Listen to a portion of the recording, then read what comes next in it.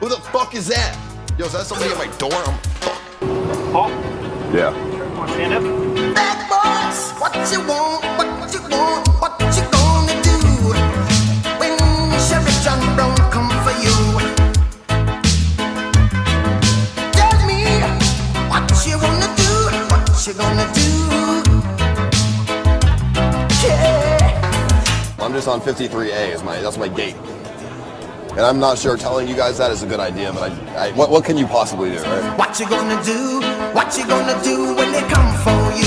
When you were 8 and you had bad traits. In this video, we are going to look at every single time Ice Poseidon got swatted and bring it back to its core. Was there a specific reason or reaction that Ice Poseidon would give to the swatters which gave them an overwhelming desire to come back and continue to swat him? Was it the result of his notoriously toxic audience, or was it the result of his IRL streaming environment? We're going to look at and analyze all of the minor swats, working our way up, and by the end we will have covered the Big Bertha, the infamous plane swat that had him recognized everywhere, from small Reddits all the way up to national television. The guy taken off the flight at Sky Harbor says he was the victim of a prank bomb threat against that plane. But maybe first we should cover the question for those unfamiliar with the art of the SWAT. What is swatting? Swatting is basically the act of calling law enforcement or emergency services such as police or the SWAT team to an individual's house or location, pretty much just to mess with them and confront them. It is popular among streaming communities because if a specific streamer's address or location gets leaked, ruining their whole stream or day is just one phone call away. I have to go. Holy fuck. Oh my god. What the fuck? What the fuck? We're seriously being swatted. Because these guys, okay, a couple days ago they got our address and they were posting our address in chat, and then they just came into the chat again and said that they were swatting us. Police department. Person you're playing gets all pissed off and they call in. They figure out where you live and they call in a fucking ball to it. It's fucked up. Yeah.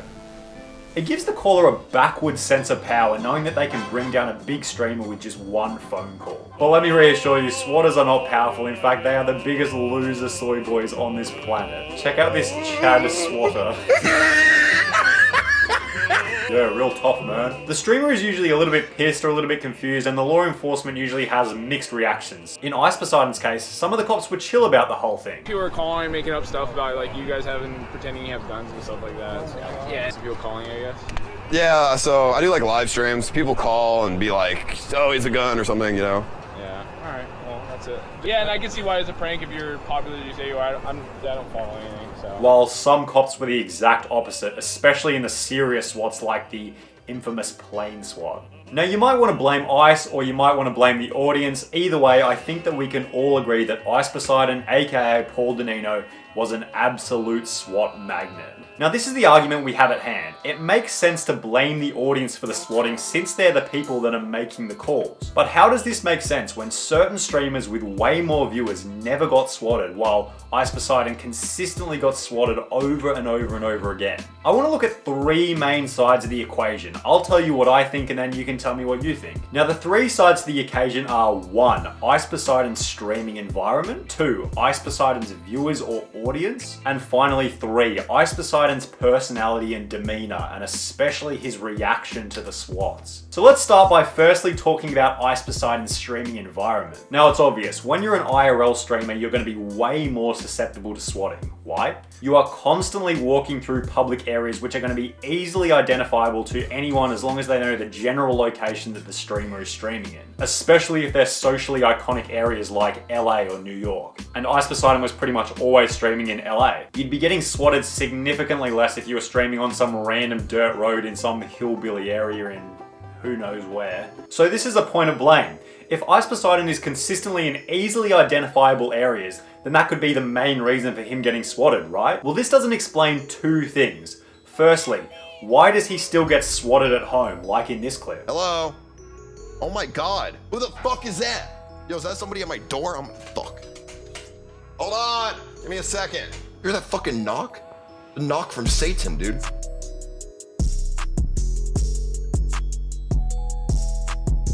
Yo, say what's up, guys.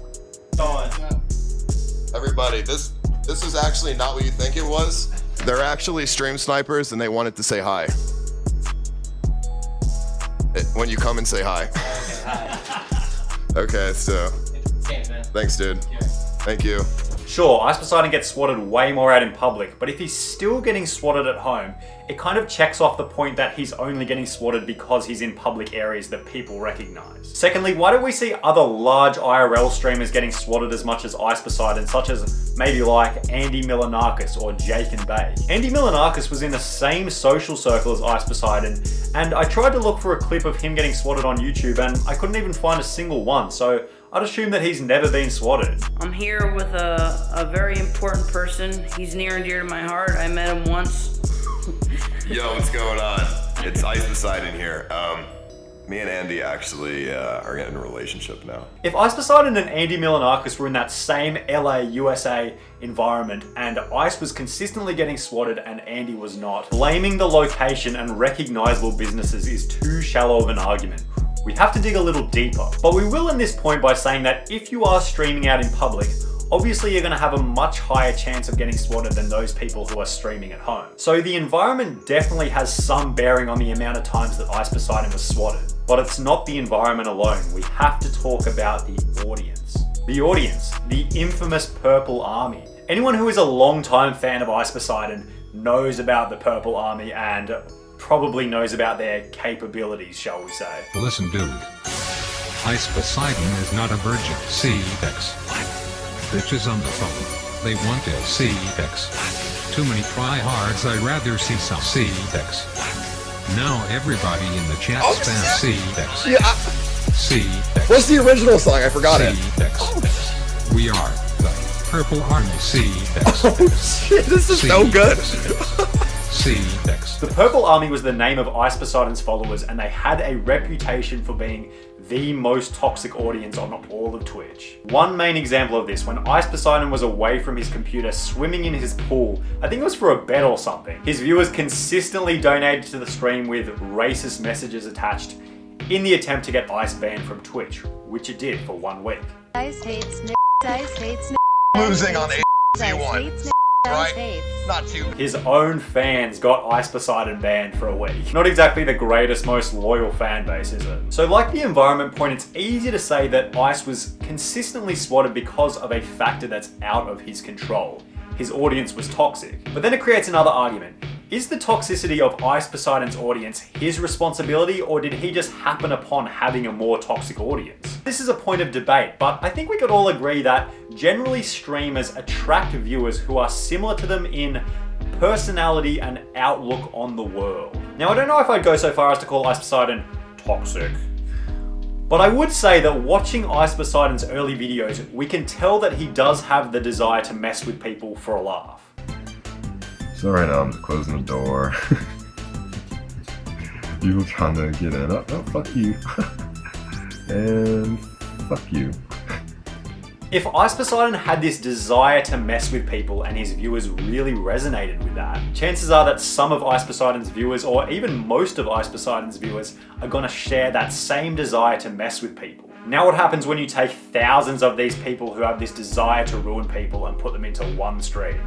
You get an Ice Poseidon stream and something bad is bound to happen. So I'd probably argue that Ice Poseidon's toxic audience was a result of his own personality, which is a perfect segue into the nitty-gritty of why Ice Poseidon was truly a SWAT magnet. Now for the final segment of this video, we're going to talk about Ice Poseidon specifically, and especially his reaction and subconscious encouragement for the SWATters. Let's begin by analyzing the infamous plane swat. I'm just on 53A, that's my gate.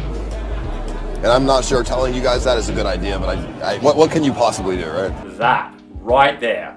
What can you guys possibly do? It was the most encouraging little statement for the SWATters, which probably brought him down in this case. I think if he never said that, he never would have been swatted on this plane and he never would have been banned from Twitch. What can you guys possibly do? Doesn't mean much to Ice Poseidon, it's just another statement.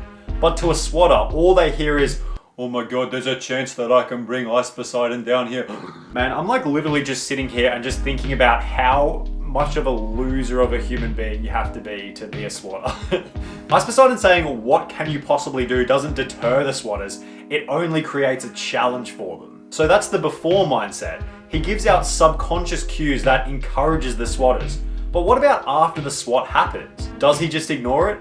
No, he does the exact opposite. He puts the swatters on a pedestal. Let's discuss some examples. Ice Poseidon gets swatted, 445,000 views 2 years ago. Or this one 5 videos later, swatted on a plane, my perspective. 357,000 views. Now obviously we can see why Ice Poseidon would post these videos. Ice Poseidon would have thought that these videos would get loads of views, which they did. But over the long run, do you think that posting videos about being swatted that you know have the potential to go semi-viral is going to encourage the swatters or deter them? It's going to encourage them. Swatters are going to have significantly more reason to swat you if they know that the swat might have the potential to go semi-viral. Put yourself in the mind of a swatter. Well, sorry, I just kind of put you in the mind frame of a massive loser. You guys are all bloody legends, but let's just pretend for 1 second that we are all loser soy boy swatters. Now the reason that swatters do this is to get this feeling of power or significance, right? How much more powerful are you going to feel if you know that you're not only going to ruin Ice Poseidon's stream, but you might also be the perpetrator for a video that's going to get about 500,000 views on YouTube? I guess the question for Ice Poseidon would be, do you value the short-term views of the video or do you value the long-term not getting swatted at all? Regardless, we can all agree that posting the videos of the swats is only going to encourage the swatters, not the opposite. But Ice Poseidon did eventually catch on to this and decided that he was no longer going to encourage the trolls by posting the swats on YouTube. In fact, in this video, "A terrorist is trying to ruin my life, help me," begins by saying, "We have made a point to no longer include anything related to swatting on the channel, but I'm unsure of how to resolve this problem after the last situation." But in the 10 minutes following the initial statement, Ice Poseidon does something that makes the swatting problem worse. He complains about the swatters for 10 minutes in the hope that they will stop.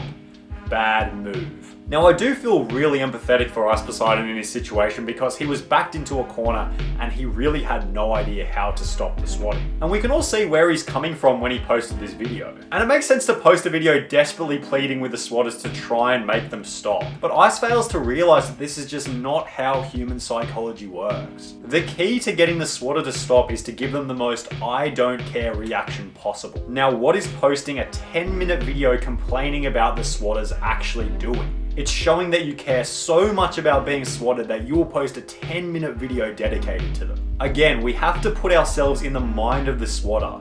They don't see this as, wow, I'm really a piece of shit for constantly calling the cops on Ice Poseidon. They see this as, yes, I am getting recognized for my efforts. I need to continue this to maintain my validation. And that's what these swatters crave, validation. They're clearly broken individuals who have never achieved anything of significance in their life.